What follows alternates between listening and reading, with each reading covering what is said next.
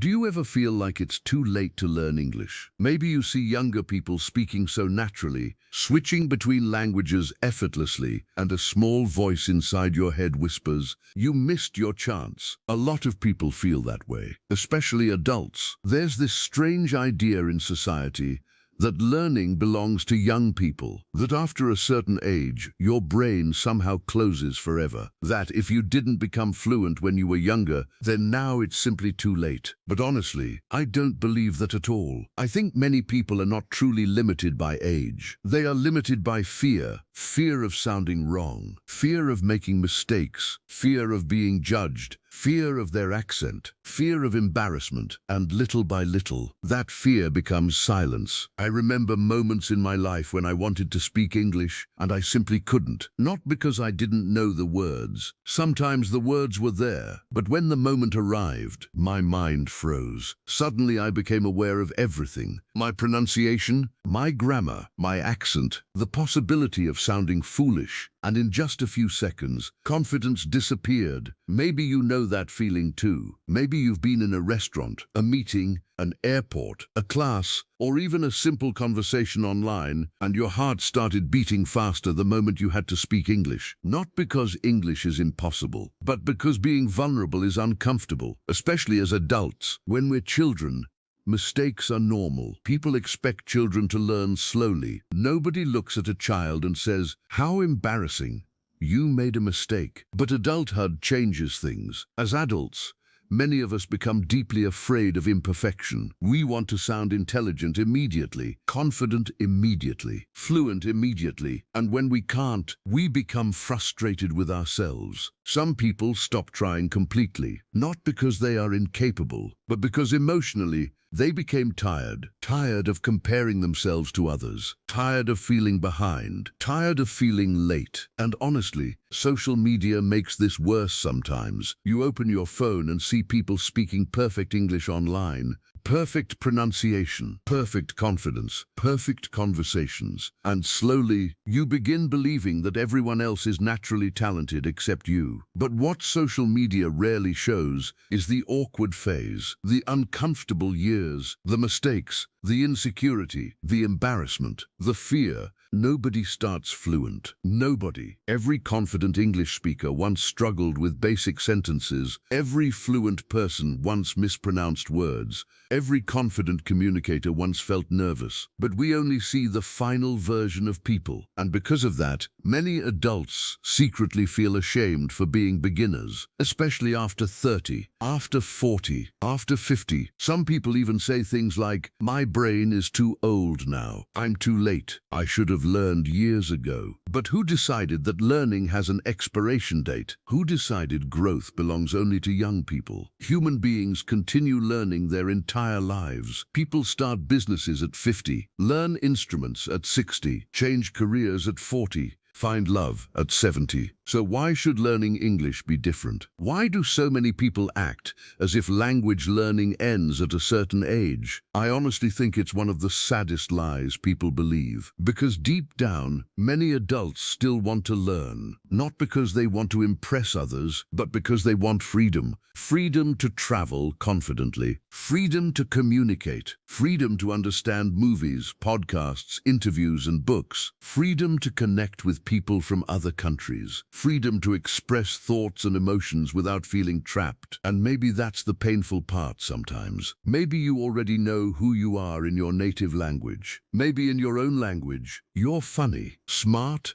deep, confident, interesting. But in English, you suddenly feel smaller, simpler, almost invisible. And that feeling can hurt emotionally more than people realize. Because language is connected to identity. When you cannot fully express yourself, it can feel lonely. I think many adults carry that loneliness quietly, especially those who understand English, but freeze when it's time to speak. And the truth is, sometimes the real problem is not English itself. Sometimes the real problem is shame. Maybe years ago somebody laughed at your pronunciation. Maybe a teacher corrected you harshly in front of others. Maybe classmates made you feel stupid. Maybe you embarrassed yourself once, and your nervous system never forgot that moment. Experiences like that stay inside people for years, sometimes decades, and later in life, people say, I'm bad at English. But maybe they're not bad at English at all. Maybe they're simply afraid of humiliation, afraid of judgment, afraid of looking imperfect. And honestly, that fear becomes heavier as we grow older. Children are fearless. Adults become self-conscious. That's one of the biggest differences. Children speak without overthinking. Adults analyze every word before speaking, and that constant self-monitoring creates anxiety. Sometimes people stay silent, not because they know nothing, but because they care too much about sounding perfect. And perfection is a terrible goal for language learning, because perfection creates paralysis. Many people wait years before speaking English confidently, not because they're unprepared, but because they're waiting for the magical moment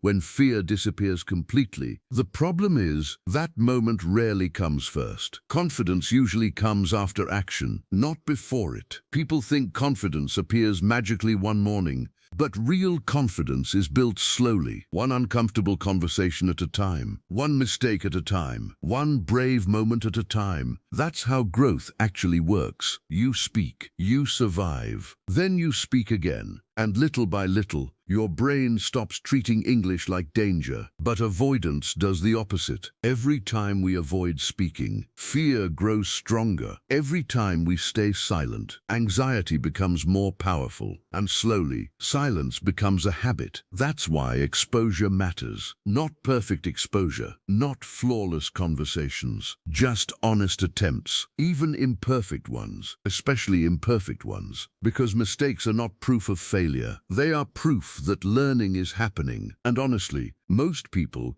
care far less about your accent than you think. Many people actually find accents beautiful because accents tell stories. Your accent tells the world, I learned another language. That is not weakness. That is effort, courage, adaptation, growth. But sadly, many people treat their accent like evidence of inadequacy. They become ashamed of sounding different, when in reality, sounding different is normal. English is spoken all over the world now. Millions of people speak English with different accents. Indian accents, Latin accents, French accents, Italian accents, Japanese accents. English no longer belongs to one perfect pronunciation. It belongs to human beings trying to connect. And connection matters far more than perfection. Think about it honestly. Have you ever met someone whose English wasn't perfect, but you still enjoyed listening to them because they were genuine? Probably yes, because communication is emotional. People remember energy, warmth, confidence, authenticity, not tiny grammar mistakes. But sadly, many adults become trapped inside their own minds. Their internal voice becomes cruel. You sound stupid. Your pronunciation is terrible. You're too old. You'll never sound fluent. People are judging you. And after hearing those thoughts repeatedly,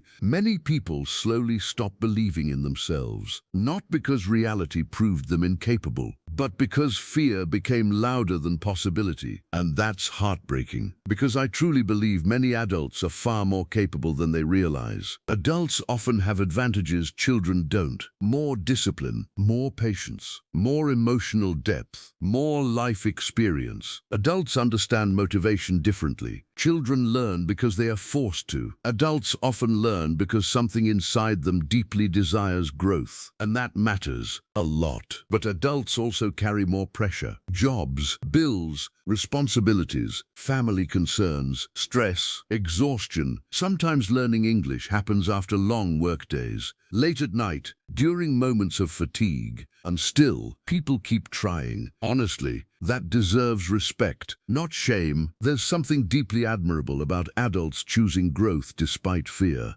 despite insecurity, despite busy schedules, despite self-doubt, especially when nobody is forcing them. That is courage. Real courage. And maybe somebody listening right now needs to hear this clearly.